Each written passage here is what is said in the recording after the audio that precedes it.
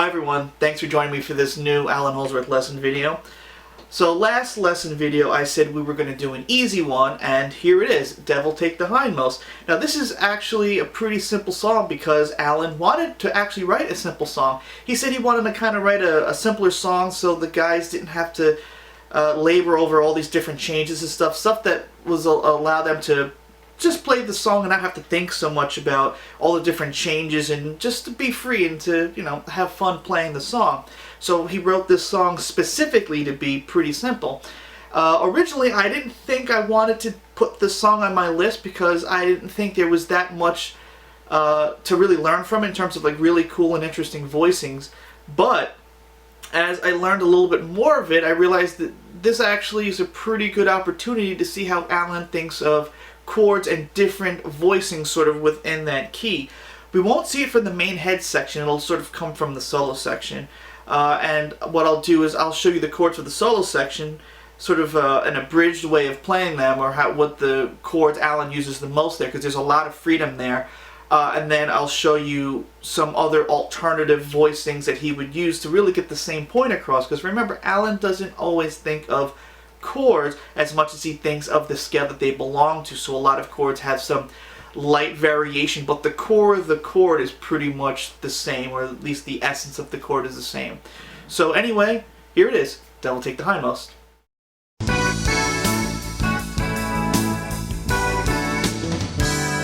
So before we start the song, I just want to say that this song actually uses a harmonizer. You don't necessarily need a harmonizer to play it, but most of the time Allan's playing it live with the harmonizer. I think maybe in the late 90s when he played with a trio he didn't use one for whatever reason. I could be wrong on that, or maybe he just didn't have the harmonizer available, but it's used on the record. So the way that that harmonizer is set, it's set 5 half steps down from whatever note that you're playing. So if you're playing an E, it's playing a B underneath it, basically a perfect fourth.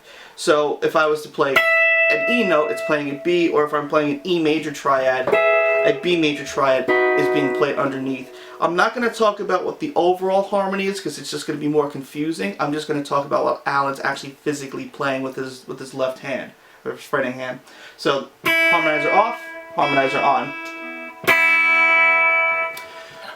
So I like to think of this song as like 3 different parts. There's like the main theme that everyone kind of knows, then it goes into a triad section where we're playing basically just triads on the top 3 strings, and then it goes into what I would consider an interval section, and then it uses the turnaround and repeat over again. So the song starts out with what I would consider the turnaround.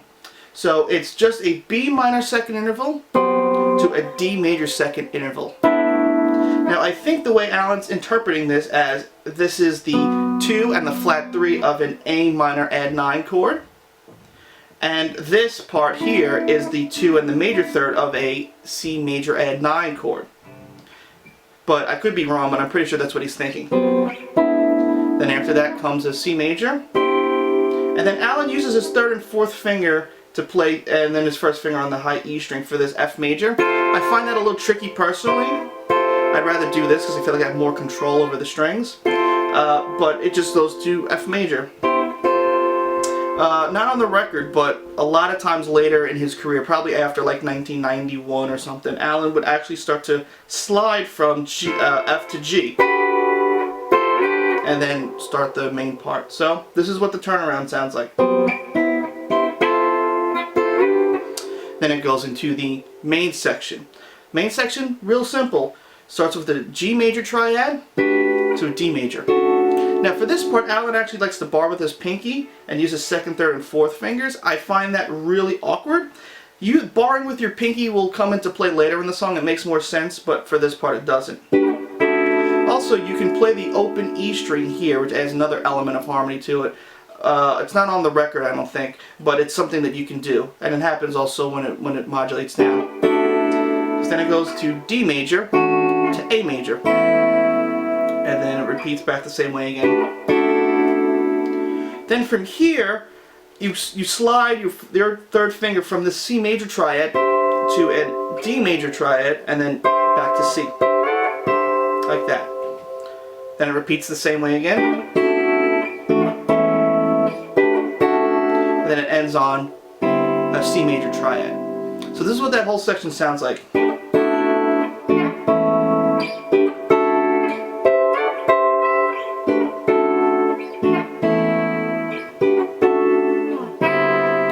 Now that part where I slid up from C to D, it's still a C and D when it repeats again and at the end of the song, but it has a different inversion. That part. So after that goes into what I would consider the triad section, where this whole section is really played with major and minor triads. So the simple ones that you might be familiar with already. But the thing that makes it tricky is the way Allan actually plays it. It makes sense because you want the chords to sound smooth between themselves instead of kind of jittery. Let me show you. So if you were to play an E minor like this, you're using your second finger on G, third finger on the B, and first finger on an E, which is very common. But if you want to play this major, instead of swapping your first and second finger, Allan just slides his first finger underneath his second finger, like that. And that could be really tricky, but it makes the parts sound smoother, which I'll show you when we get to it. Well, it'll come up right after this part, because it starts off with an F sharp minor, G sharp minor, and then A major. And that's where you're sliding your first finger underneath instead of trying to move it like this. A major, B minor twice, A major twice, F sharp minor twice, D major, E minor, F major. That's that whole section.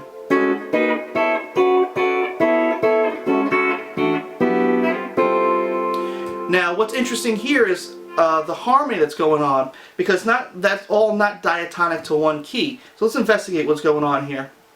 F sharp minor, G sharp minor, and A major. Well, anytime I see two minor chords a whole step apart, my first indicator is that's your 2 and 3 chord of whatever key that you're in. So to F sharp minor to G sharp minor, that's your 2 and 3 chord of E major. So this would be your 2 of E major, 3 of E major, and then A major is your 4 of E. So then you would expect the 5 chord to be a B, but Allan plays a B minor here. And there's a B minor, A major, F sharp minor, D major, E minor. All those chords belong to D major. D being our 1, E minor being our 2, F sharp minor being our 3, A major being our 5 chord, and then B minor being our 6 chord. So I think Allan then modulates that a whole step down and then does it again further. So we're in E major, and now we start to go into D major. And then from this E minor we slide up to F major, which also doesn't belong in D but belongs to C. So this is like our 3 chord to 4 chord of C. So Allan's going between E major to D major to C major, using different chords to sort of voice lead into a new key because they share the same major or minor chord. Very slick. I love that sound. It's very like a big Beatles thing to do. Not exactly like that, but being able to sort of subvert you into different keys without you thinking you've switched. Then the second part of that triad section starts with a D minor. That's where it gets a little tricky because of how you have to use your fingers. Your first finger goes down a half step to an E, so now you have like a D sus2, you slide it down. Then your second and third finger moves down a half step, and then moves down a half step again. That's really very awkward. So you have a D minor, D sus2, C sharp minor, C major, then a B minor, A minor, A flat major. Then from there it goes to this little part that's kind of like in G major, but it's not quite it's not a particular chord scale. It's actually something that's a little different, because now Allan to play a triad, he plays a power chord for one small section. It goes from E minor. This is where it makes sense to bar with your pinky now, because you're playing E minor to D major. Now a lot of people will have a B minor here, but it's actually a D power chord that you're playing with your second and third finger and the open D string. And then it goes to C major. So using your pinky to bar makes a lot of sense there, so you could play it fast and it sounds smooth. And then from here we pivot on to the interval section. So after that C major, Allan plays an F major third interval, which is just F and A. Sometimes here, I think later in his career, he switched it to a G major second interval with a G and an A. But on the record, and most early live versions, it's just F and A. Then it sort of plays a turnaround again, that B minor second interval, D major second interval, then G major second interval. Then he takes the B minor second interval, arpeggiates it, and uses the bar to sort of to depress the strings. And then it goes to something kind of interesting, in B flat major 7 interval, which it sounds a little out there, but it kind of works in the song. Then it starts to turn around again.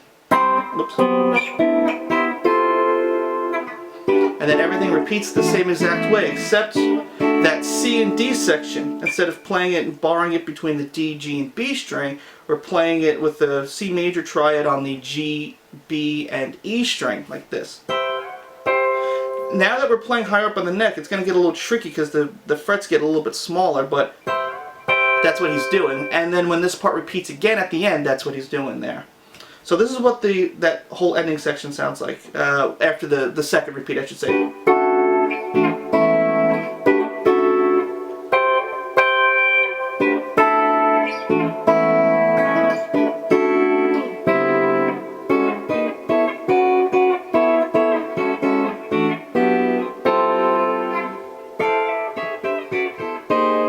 Here's a little difference. It goes to E minor, but then it goes to C sharp major and B major. So the harmony's still on underneath this, and then this chord sort of eases into the solo section, which is what we're going to do now.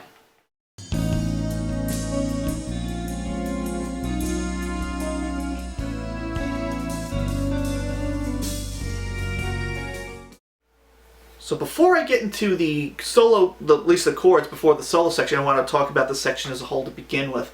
So it starts out with some chords, but the majority of that solo section is really kind of not in a key. It's just kind of G minor-ish, because this is Allan's opportunity to just throw everything against the wall. As long as it's got a G and maybe a B flat in it, it goes. So you could do G Dorian, G minor, G Phrygian, G Messian mode, G diminished scale.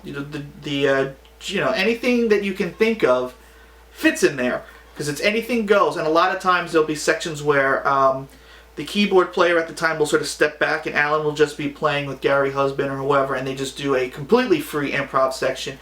But when the keyboards and the bass sort of come in, it's really got that G minor sort of Dorian feel, and it's very free. It's up to whatever it is that you want to do. And it goes on for a very long time. And I've watched a lot of live videos, and there is no set amount of times to repeat. I've seen this, when they feel like they're done, Allan will look at Steve, whoever, or if Steve is playing, Steve Hunt or whoever is done with their solo, said, all right, it's time to move on, I'm finished. He looks at Allan sort of to signify, okay, get ready, we're going to do the chord section now. And then when they start playing the chords, the solo then takes over to fit those chords. Then when that's done, it goes back into that free G minor section. So the chords inside that solo are the chords that Allan actually played before the solo starts. So with the harmonizer, we ended with this B major, with the, remember, harmonized down a major third. Now if we look at the notes in here, we have a B, what am I talking about? We have a B major, but we have a D sharp, and we're playing the harmony underneath it is this B flat. Then we're playing a B, and the harmony underneath that is a G flat, and then we're playing this G flat, and the harmony underneath that is D flat. Now that's important because the first chord of the solo, Allan doesn't actually physically play. It's based upon that harmony. And when the chords come around again in the middle of the song, Allan then plays the straighter voicing to it. So I'm going to turn the harmonizer off now. And what ends up that chord is really built like this, which is what Allan ends up playing later. And you can think of this as a B major 7, but and I think that's how Allan's interpreting it. He's really thinking of it as a different, sort of like an upper structure of an A flat minor 7. So you've got the 7 and the 9 in there. So I'm thinking I'm understanding he's thinking of it as A flat minor 9. Just not playing the actual A flat note, is implying it. And even when you're playing that B major with the, I was going to screw it, but I think the F sharp major underneath it, that is implying this kind of A flat minor 11 kind of sound.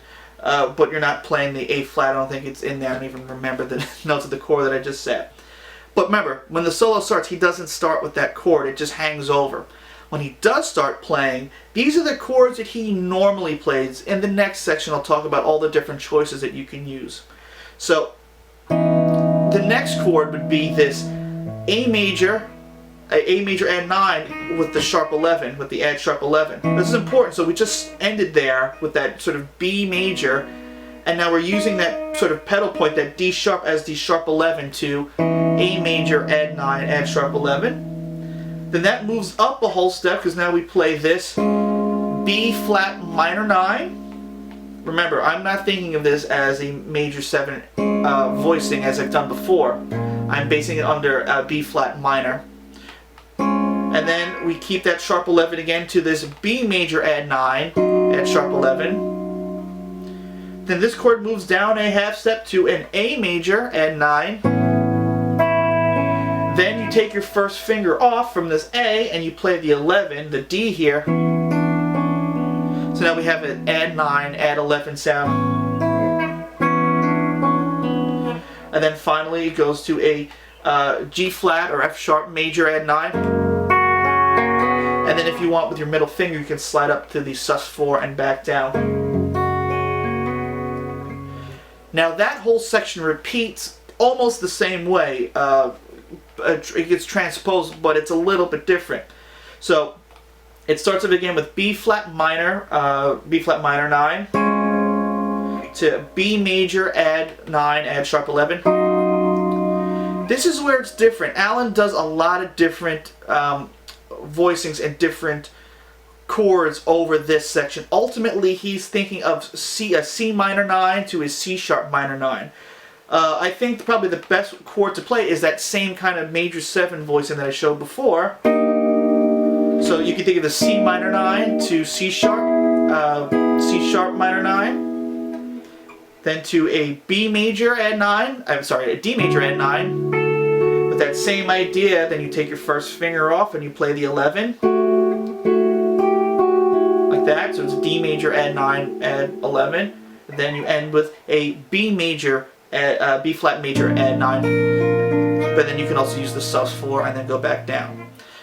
Finally, talking about that, then the solo starts, then those chords happen, then the more solo improv happens in G. Then when that part repeats again, the only difference is the last chord is not a B flat major 9, it's a B major add 9.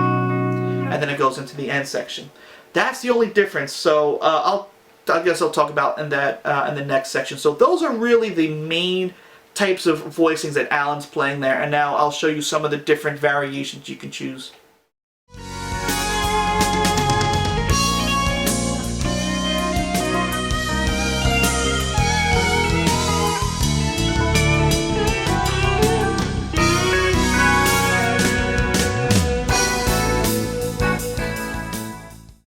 So these are all the different alternate voicings that you can use for this section.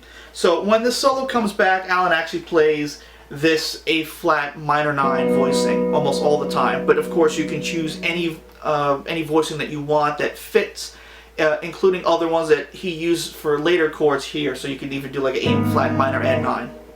But he usually sticks with the regular A flat minor 9. Then it goes into that A major with the add sharp 11. With the add 9, add sharp 11. But you don't have to put the 9 in there. You can just play the regular A major triad with the sharp 11 on top.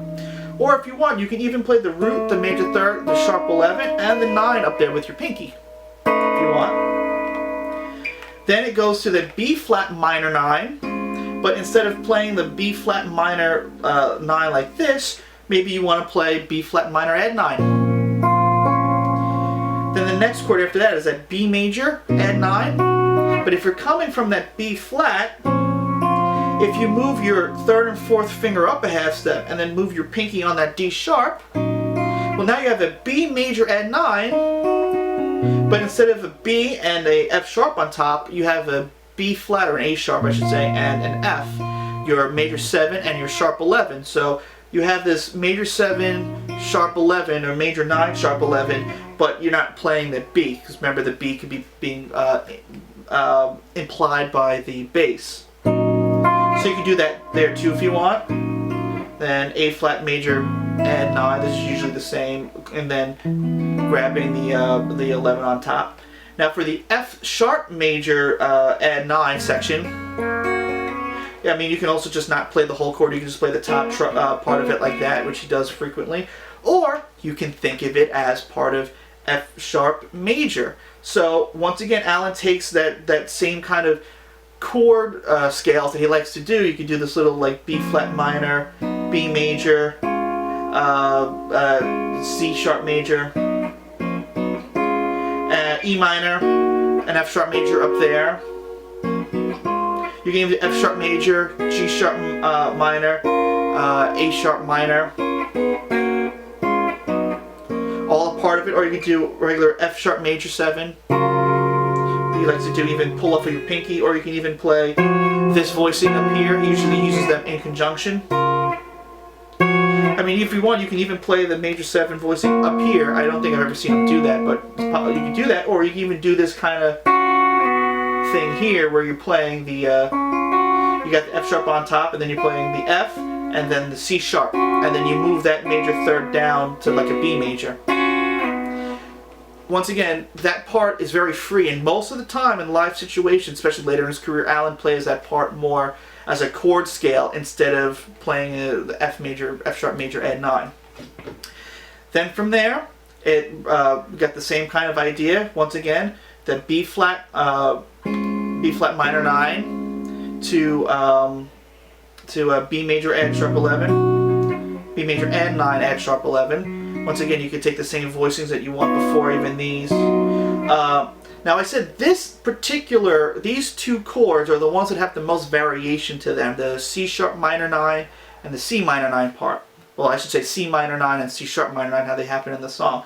You can use Allan's favorite minor 9. That kind of thing that he uses a lot. You can use like that major 7 voicing. Sometimes he'll actually play a little melody on top, like that. So he's playing the C sharp minor 9, the C minor 9, but playing the D on top, and then moving that up a half step to C sharp, and then playing the 9 up there with his middle finger. You can even play this kind of voicing. I used to think of this as an add 11 voicing, but if you're thinking of it based around C minor, it's really a pretty cool, like a minor 9 voicing. So you have that C, C, D, E flat, A flat, and then the D on top, and then of course once again move your middle finger up to the D. So you can do that. You can even play per se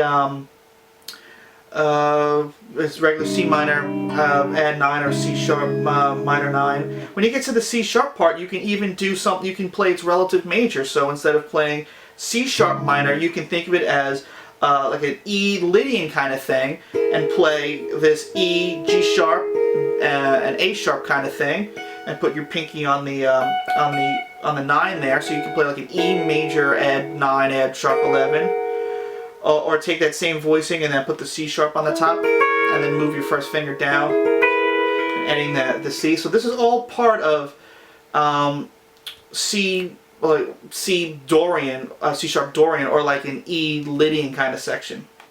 You know, once again, all belongs to the same key. It's how you're thinking of it. So I'm saying this, and I'm thinking E Lydian, because I've got E, G sharp, and an A sharp, and then you're just adding the C sharp on top or the B on top.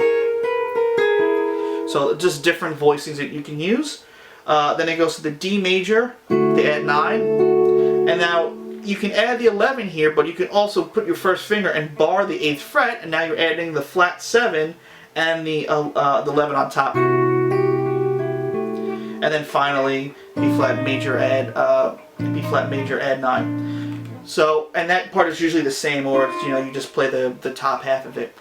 So, like I said, It's those chords, then soloing in G minor for however long you want, then those chords again, with the B flat at the end, B flat major, add 9. Then you improv again, excuse me, and then you go to B major, add 9 at the end, and that is your push-off point into the end section. And the end section, once again, starts using the harmonizer, because it's just like the first part that we played. The only difference is that major triad, the C to D, is a little bit different. So repeats the same exact way, but now we have that different C to D major. It's just like the first repeat.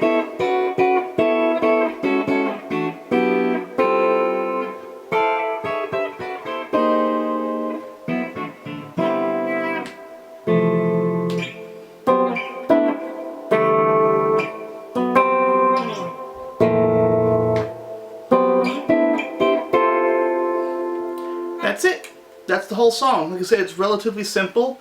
Hopefully you've learned something from it. And for the next song, I'm going to do something a little different, and I think hopefully people will enjoy it. So anyway, that's enough for this week. Thanks again, and I'll see you soon.